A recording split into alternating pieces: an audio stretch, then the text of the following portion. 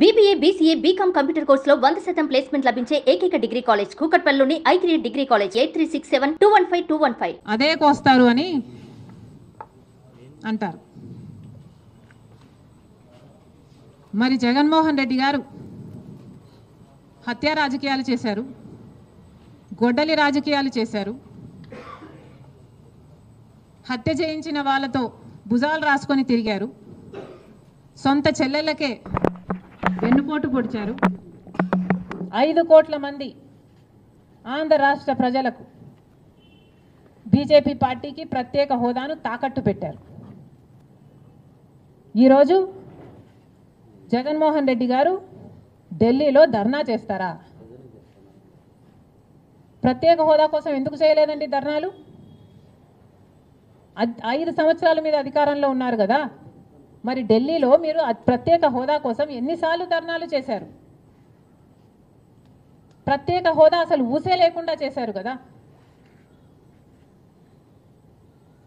ప్రత్యేక హోదా గురించి మీరు ఏ రోజు పట్టించుకోలేదు, పోలవరం గురించి మీరు ఏ రోజు పట్టించుకోలేదు, రాజధాని గురించి అని చెప్పి 3 రాజధానులను కన్ఫ్యూజ్ చేశారు.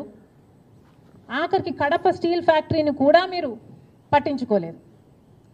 విశాఖ స్టీలు మన రాష్ట్రానికే తలమానికం అయినా అమ్మేస్తామన్నా కూడా పట్టించుకోలేదు. ఈరోజు మాత్రం ఢిల్లీకి వెళ్ళి ధర్నా చేస్తారట.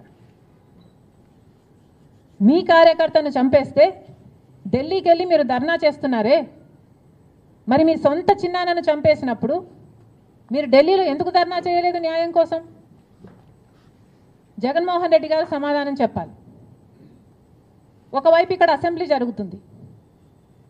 అసెంబ్లీ జరుగుతున్న సమయంలో మీరు అసెంబ్లీలో ఉండకుండా ఉండే ధైర్యం మీకు లేక ఇలా సాకులు వెతుక్కొని మీరు ఢిల్లీ వెళ్తామంటున్నారే. అంటే అసెంబ్లీలో ఏ బిల్లు ప్రవేశపెట్టినా అది ప్రజలకు వ్యతిరేకమైన అది పాస్ అయిపోవాలనా? మీరు ఉన్నదే 11 మంది.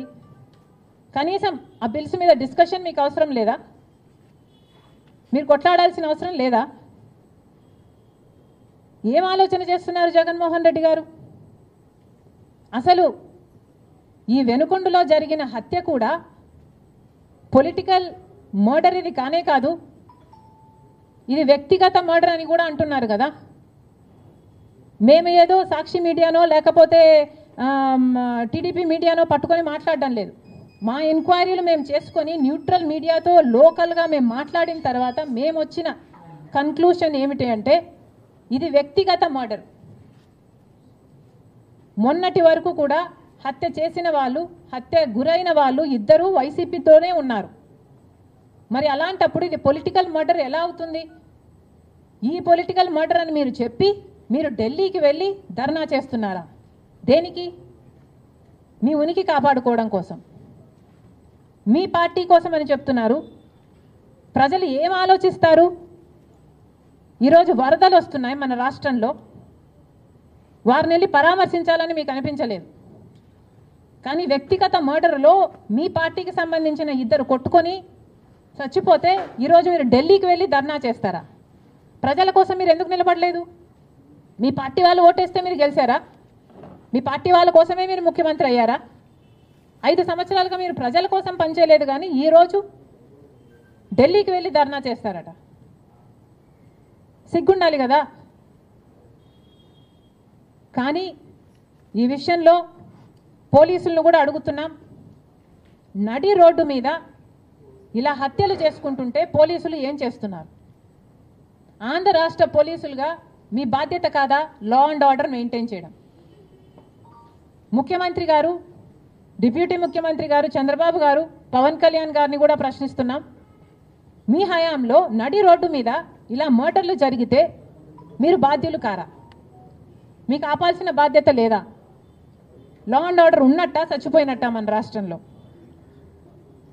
మళ్ళీ చెప్తున్నాం, మీరు జోక్యం చేసుకోండి, ఇలాంటివి కాకుండా చూసుకోండి. పోలీసులు కూడా అప్రమత్తంగా ఉండాలి. ఈ లా అండ్ ఆర్డర్ సిచ్యువేషన్ని కంట్రోల్ చేయాల్సిన బాధ్యత పోలీసులకు ఉంది, ముఖ్యమంత్రికి ఉంది, డిప్యూటీ చీఫ్ మినిస్టర్కి ఉంది. దయచేసి మళ్ళీ ఇలాంటివి జరగకుండా చూడండి. సుమన్ టీవీలో మీ పర్సనల్ అండ్ బిజినెస్ ప్రమోషన్స్ కోసం కింది నెంబర్కి కాంటాక్ట్ చేయండి.